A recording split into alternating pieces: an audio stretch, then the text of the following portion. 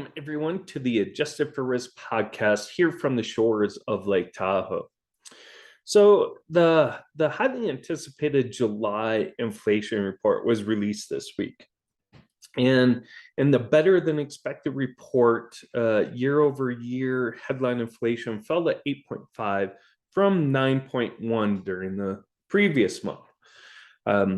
Following the release, equities rallied as investors believed the soft inflation print may result in a less hawkish Fed, while yields fell and the yield curve became less inverted as bond investors became less fearful of a very aggressive Fed. So, in addition to the promising CPI reprint, we also got a producer price index report that shows a decisive rolling over in July, which is also a good sign that just maybe inflation has peaked. So, with the cooling of inflation, all eyes now will turn back to the Fed. There will now be a lot of talk whether the Fed should continue at 75 basis point hikes or slow that pace down to 50 basis points. After last week's strong jobs report that showed labor demand remains robust and solid wage growth, the discussion between a 50 and 75 basis point hike could be a difficult one. I think it's very important to remember, this is just 1 month of cooling inflation, and there's still a lot of data releases between now and the September FOMC meeting, including another CPI and another jobs report. So, while the promising CPI report may allow the Fed to consider slowing their rate hikes to from 75 basis points to 50 during its September meeting, I don't really think the Fed should take its foot off the brake in trying to slow inflation just yet. This report was promising. It was good. But remember, we still have inflation, year over year inflation at 8.5%. Okay. So, yes, it's a promising sign that it fell more than expected, but it should not warrant a slowing of the Fed's tighter monetary policies. We're still in a very tough environment with higher prices. So the Fed, I believe, should continue to stay aggressive in trying to tame inflation.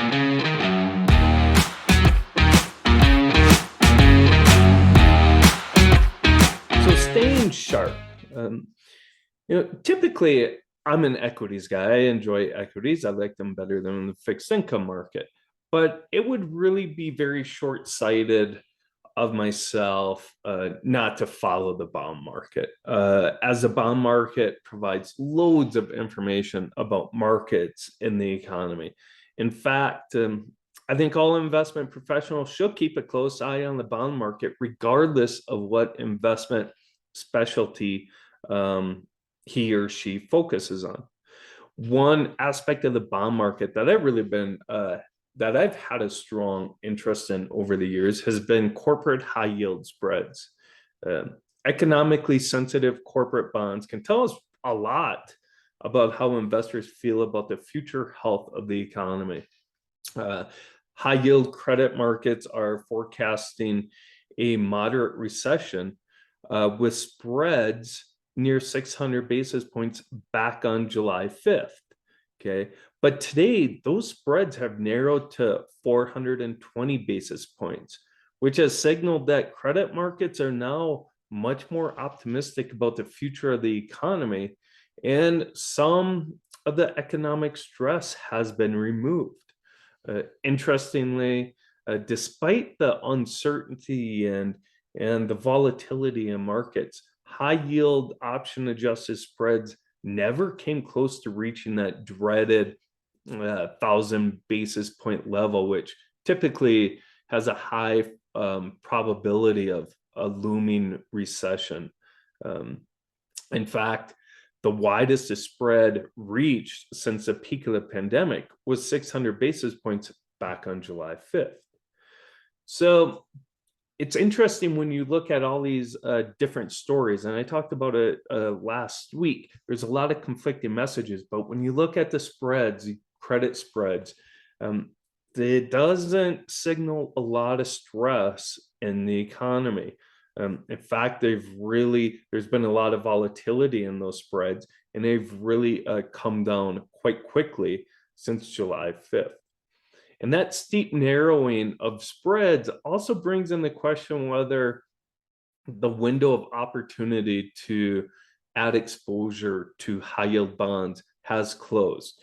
When those high yield bond spreads are 600, 700, 800 basis points, there's some great opportunity there and some great value to maybe gain exposure to the high yield space. Now, when they're down to 400 basis points, that value play shrinks a little bit.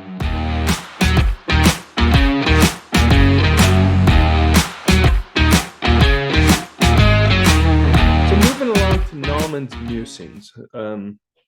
So football has started. Fall camps for college football have kicked off, and preseason NFL games have started, if anyone really cares about preseason NFL games. But as much as I'm excited about football starting, it's always a little bittersweet thinking the end of summer is near. As you know, I'm a huge sports fan. I really like the competition, the stories that come with sports. Sports also brings people together, particularly football. It might be the number one water cooler topic out there, whether it is friendly banter or a friendly wager, or maybe a more intense conversation between an Ohio State Buckeye fan and a University of Michigan fan. It's all great. It's a lot of fun. It brings excitement to our conversations. And before too long, my Twitter feed is going to be filled with highlights, tweets, stories about a player, game, or program. It's going to be a lot of fun. Such great stories come from sports. It brings us together. Just this week, we had the baseball game at the Field of Dreams field in Iowa. It brought fathers and sons, or kids and sons, daughters and fathers out to play catch. It is a great moment. And again, that's something that sports can brings us together as a family and friends. It's one of the reasons I really enjoy it. I'm really excited about this season that brings people together to talk about something fun. We need something fun to talk about and laugh about and have good conversations about, even if those conversations do include a Ohio State Buckeye fan. It's still worth it. So that ends this episode of Adjusted for Risk. Thank you so much for listening. And just a reminder, you can get more insights at A Wealth of Insight from 6,237 feet, and from at my Adjusted for Risk YouTube channel. So thank you so much, and have a great rest of your week. And I'm just going to leave you with, go Bad.